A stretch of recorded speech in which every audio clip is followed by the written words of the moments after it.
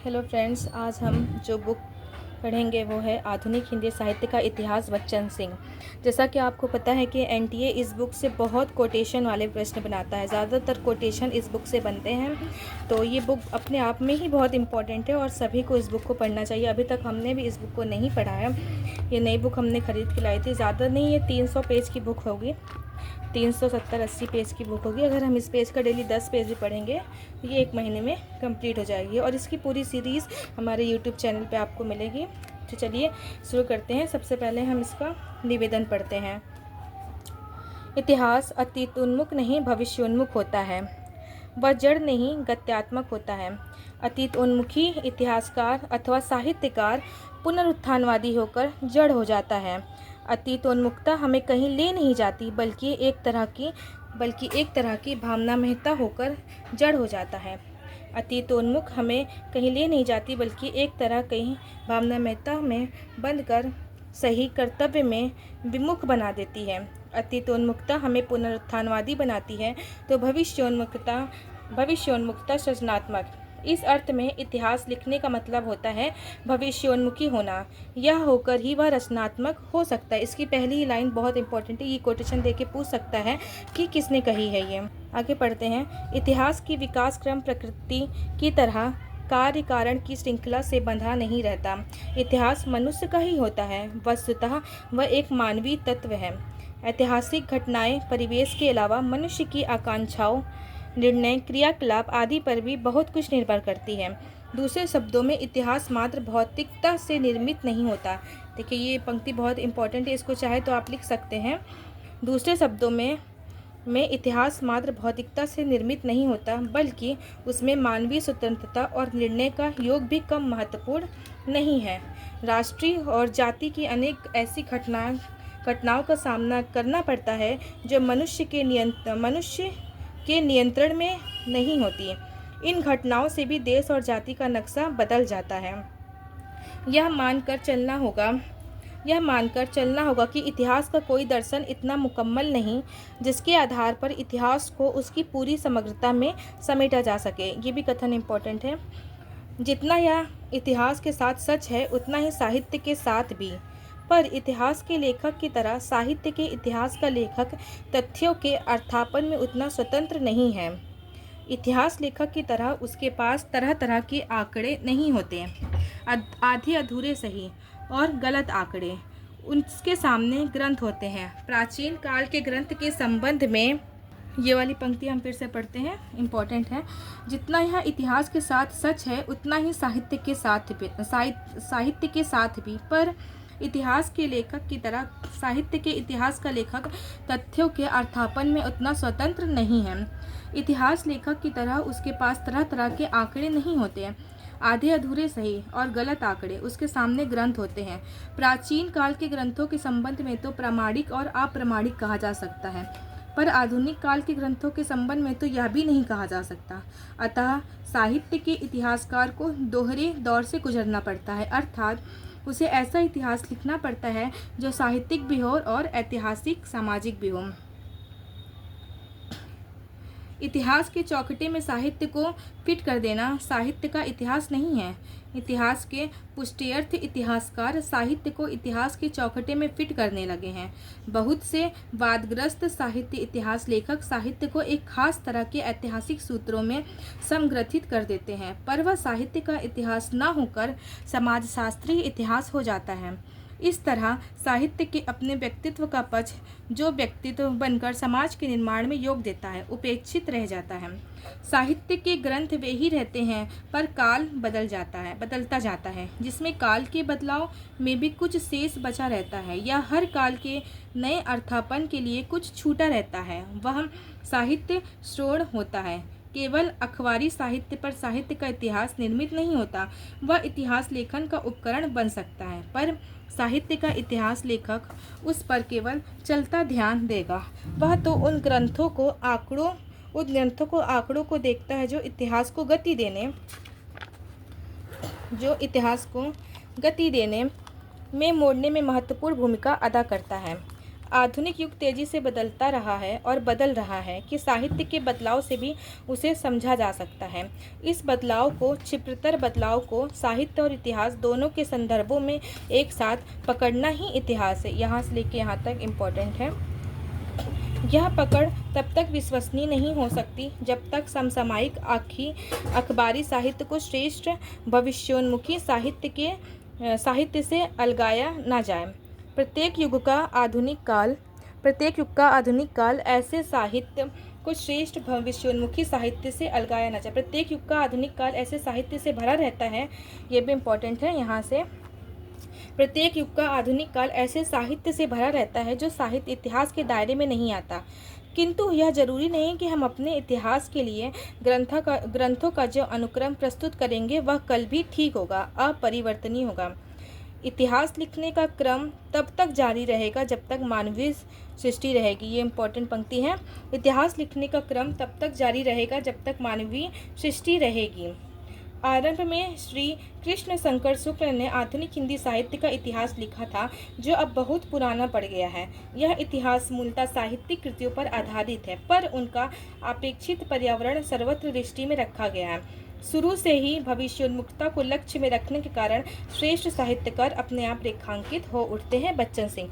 तो ये बच्चन सिंह का निवेदन था, जो कि इसमें बहुत सारी हमें इम्पोर्टेंट पंक्तियों के बारे में पता चला। आप चाहे तो इन पंक्तियों को नोट्स कर सकते हैं, इसकी एक प्रॉपर नोट्स बना सकते हैं। आगे हम चलते हैं। अब हम इसकी भूमिका देखेंगे, ज़्यादा नहीं, 2 पेज की भूमिका है, पढ़ लेते हैं। आधुनिक काल नामकरण तथा काल विभाजन। आधुनिक काल नामकरण तथा काल विभाजन। साहित्य के इतिहास में काल का सीमांकन सबसे अधिक जटिल समस्या है। किसी कालखंड की शुरुआत किस समय से होती है? बेशक साहित्य के इतिहास में सबसे ज़्यादा विवादप्रद ये कालखंड ही तो रहा है, तो सबसे जटिल समस्या हमारा ये कालखंड ही है।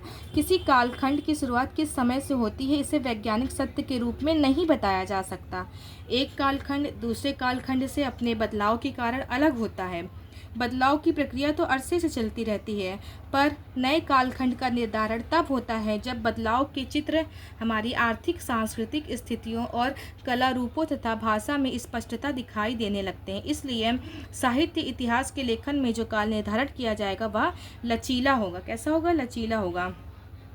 इस बदलाव को जब डॉक्टर रामकुमार वर्मा रोमांटिक लहजे और ग्रियर्सन शैली में अप्रत्याशित और कौतूहल पूर्वक कहते हैं, हिंदी साहित्य तृतीय खंड, भारतीय हिंदी परिषद, प्रयाग, तो विकसित इतिहास दृष्टि के पाठकों का मनोरंजन होता है। वस्तुतः हिंदी साहित्य के इतिहास में जिसे हम आधुनिक काल कहते हैं, उसके विकास का क्रम 1 शताब्दी पहले से ही प्रारंभ हो जाता है। बदलाव के स्पष्ट चिन्ह 19वीं सदी के उत्तरार्ध में दिखाई पड़ने लगते हैं। यह इम्पोर्टेंट पंक्ति है। संयोग है कि हिंदी साहित्य में आधुनिक जीवन बोध के प्रवर्तक भारतेंदु हरिश्चंद्र का जन्म 1850 ठीक 19वीं सदी के मध्य में होता है। कब? 19वीं सदी के मध्य में। अतः इतिहास लेखकों ने इस वर्ष को ही आधुनिक हिंदी साहित्य की शुरुआत का वर्ष मान लिया, किंतु यह वर्ष स्वयं इतिहास की गतिमानता या बदलाव में किसी तरह की भूमिका नहीं अदा करता, ऐसा बच्चन सिंह कह रहे हैं। इतिहास के काल विभाजन की रेखा कम से कम 2 विभिन्न प्रवृत्तियों को स्पष्ट अलगाने वाली तथा इस अलगाव के लिए खुद भी बहुत कुछ उत्तरदायित्व होनी चाहिए। यदि 1857 को आधुनिक काल का प्रारंभिक बिंदु मान लिया जाए तो उपर्युक्त दोनों शर्तें पूरी हो जाती हैं। सन 1857 का प्रथम स्वतंत्रता संग्राम, जो पहले गदर के नाम से प्रसिद्ध था, किसके नाम से? गदर के नाम से, ब्रिटिश साम्राज्यवाद की जड़ें हिला देने वाला सिद्ध हुआ। इसके पहले देश के अन्य भागों में छिटपुट विद्रोह हो चुके थे। उदाहरण बंगाल का सन्यासी विद्रोह, फिर उड़ीसा के जमींदारी विद्रोह, बंगाल का सन्यासी विद्रोह, ये देखिएगा इंपॉर्टेंट है, उड़ीसा का जमींदारी विद्रोह, विजयनगरम के राजा का विद्रोह और फिर आदि विद्रोह। हिंदी भाषा भाषी क्षेत्र में एक सीमित भाग तक ही फैलकर रह गया था। यद्यपि यह क्षेत्र अपेक्षाकृत अधिक व्यापक था, किंतु अपनी प्रकृति और संरचना में यह भिन्न था। इसकी शुरुआत अवध के सिपाहियों ने आकस्मिक ढंग से की, किंतु उसकी स्थितियां वर्षों पहले से बनी रही थी। बाद में इसमें जमींदार, किसान, कारीगर और सामंत भी जुट गए। छोटी सी शुरुआत जनता की व्यापक लड़ाई में बदल गई। इसे दबाने में अंग्रेजों के छक्के छूट गए। इसी के फलस्वरूप कंपनी राज्य का अंत हुआ और महारानी विक्टोरिया या घोषणा पत्र जारी करना पड़ा। देश के मिजाज को बदलने तथा राष्ट्रीयता की ओर उन्मुख करने में इसका विशेष महत्व है। अतः इसी को आधुनिक काल का प्रारंभिक वर्ष मानना सर्वाधिक तर्कसंगत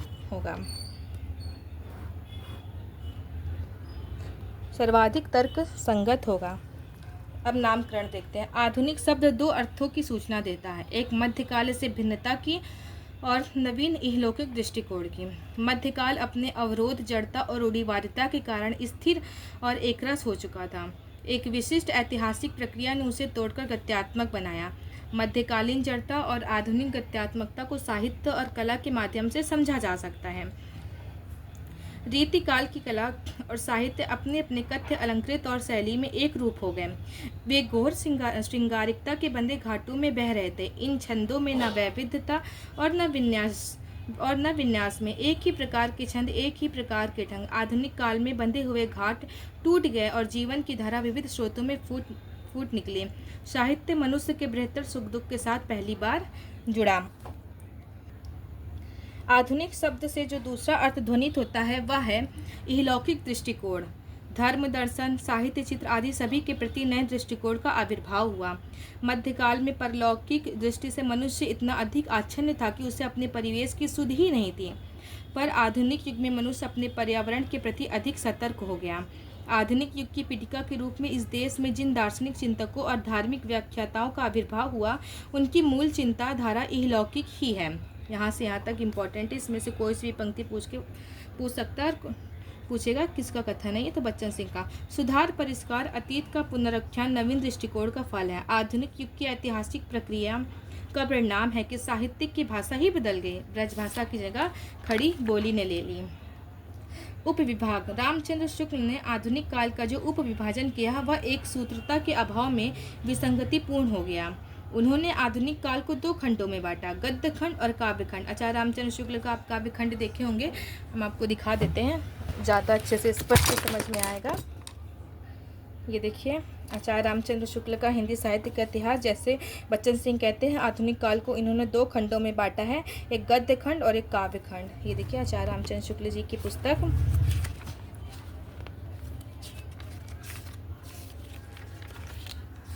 देखिए, एक ये है आधुनिक काल का गद्य का विकास, और दूसरा है हमारे द्वितीय उत्थान काव्य। दूसरा हमारा ये है काव्य खंड। तो वही बच्चन सिंह जी कह रहे हैं कि इसको इन्होंने दो काव्य खंडों में विभाजित किया है आचार्य रामचंद्र शुक्ल ने, एक गद्य खंड और एक काव्य खंड। ये दोनों खंड एक दूसरे से इतने पृथक है कि उनमें एकतानता नहीं आ पाती। दोनों खंड को दो प्रकरणों में बांटा गया है। गद्य के पहले प्रकरण में ब्रजभाषा गद्य और खड़ी बोली का विकास विवेचित है पहले प्रकरण में, और दूसरे प्रकरण में गद्य साहित्य का आविर्भाव विश्लेषित है। इसे फिर तीन उत्थानों में विभाजित किया गया। प्रथम, द्वितीय और तृतीय काव्य खंड में दो प्रकरण हैं, पुरानी काव्य धारा और नई काव्य धारा। नई धारा के भी तीन उत्थान, प्रथम, द्वितीय और तृतीय। शुक्ल जी के गद्य खंड और काव्य खंड का एक दूसरे से सर्वथा अलग है। एक ही प्रवृत्ति का दूसरे की प्रवृत्ति से कोई तालमेल नहीं है। ऐसा लगता है कि मानो गद्य खंड में एक प्रकृति क्रियाशील है तो काव्य खंड में दूसरी प्रकृति उदाहरणार्थ काव्य खंड दूसरे प्रकरण के तृतीय उत्थान। काव्य में जो छायावाद के नाम से अभिहित किया जाता है तथा गद्य खंड में द्वितीय प्रकरण के तृतीय उत्थान में कोई एकरूपता नहीं निरूपित की जा सकी। इस खंड दृष्टि के कारण इतिहास का नर्तन ओझल हो गया। परवर्ती इतिहासकारों ने प्रायः शुक्ल का अनुगमन किया, आधुनिक काल के इतिहास शुक्ल का अनुगमन किया। आधुनिक काल के इतिहास लेखन में सामान्य रूप से उनकी उत्थानवादी शैली ही स्वीकृति कर ली गई। कुछ लोगों ने आधुनिक काल के विकास के प्रथम चरणों को भारतीय युग और द्विवेदी युग कहना अधिक संगत समझा, किंतु इन नामों की ग्राह्यता को संदेह की दृष्टि से देखा जाता है। भारतेंदु युग और द्विवेदी युग की परिकल्पना कर लेने पर युगों की बाढ़ आ गई। भारतीय हिंदी परिषद प्रयाग से प्रकाशित हिंदी साहित्य का तृतीय खंड में उपन्यासों के संदर्भ में प्रेमचंद युग और नाटकों के संदर्भ में प्रसाद युग की कल्पना की गई। पता नहीं समीक्षा के संदर्भ में शुक्ल युग क्यों नहीं लिखा गया। जितने युग उतने संदर्भ, एक इतिहास और डॉक्टर नगेंद्र के संपादक का।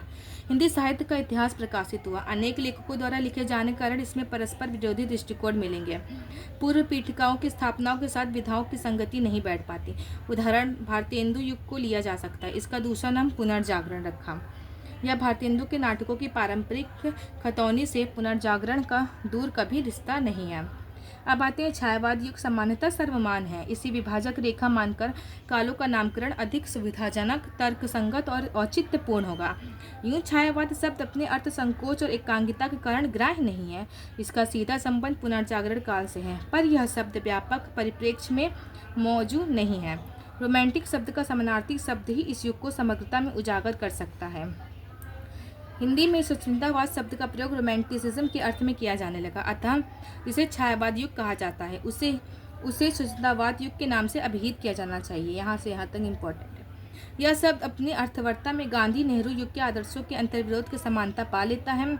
रोमांटिक या स्वच्छंदतावादी आंदोलन में जिस वैयक्तिकता को अत्यधिक महत्व दिया जाता है, यहाँ से वह गांधीवादी आंदोलन का अद्यतन मौजूद है।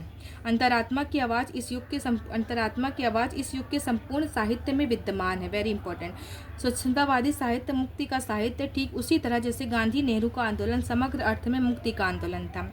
स्वच्छंदतावाद युग का नाम स्वीकार कर लेने पर न तो ईसाइयत के स्मार्टा से जोड़ने की जरूरत पड़ेगी और न स्थूल के प्रति सूक्ष्म का विद्रोह कहकर सरलीकरण की आवश्यकता है। यहाँ से यहाँ तक पूरा इंपॉर्टेंट है। कोई भी पंक्ति देके इसमें पूछ सकते हैं कि किसका कोटेशन है। छायावाद को लेकर जितनी परिभाषाएं दी गई उनकी दृष्टि में केवल काव्य रहा। प्रसाद, जैनेन्द्र, लीलाचंद जोशी आदि के उपन्यासों को जो उसी काल में लिखे गए क्या छायावादी कहा जाएगा? इस काल में काव्य, उपन्यास, कहानी, निबंध, आलोचना आदि को स्वच्छंदतावादी तो कहा जा सकता है, पर छायावादी नहीं। स्वच्छंदतावादी युग के ठीक पहले का काल पूर्व स्वच्छंदतावादी युग के नाम से अभिहित किया जाना चाहिए, ऐसा बच्चन सिंह कह रहे हैं। द्विवेदी युग व्यक्तिवाचक नाम से होने से यूं ही आग्रह है। दूसरे, इससे किसी तरह की प्रवृत्ति का बोध नहीं होता। तीसरे, इस नाम के कारण ऐतिहासिक प्रवाह खंडित हो जाती है। इस युग में निबंध और कविताएं अधिक लिखी गई। निबंध लेखकों में मुख्यतः महावीर प्रसाद द्विवेदी, माधव प्रसाद मिश्र, गोविंद नारायण मिश्र और बाल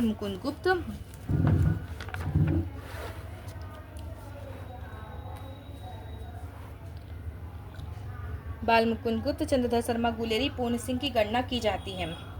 श्रीधर पाठक, रामचरित उपाध्याय, ज्ञान प्रसाद शुक्ल सनेही से तात्पर्य ज्ञान प्रसाद शुक्ल सनेही, मैथिली शरणगुप्त, राम नरेश त्रिपाठी, रूप नारायण पांडे, मुकुटधर पांडे आदि इस युग के प्रमुख कवि हैं। निबंध लेखकों को पहले 3 द्विवेदी कलम के लेखक हैं।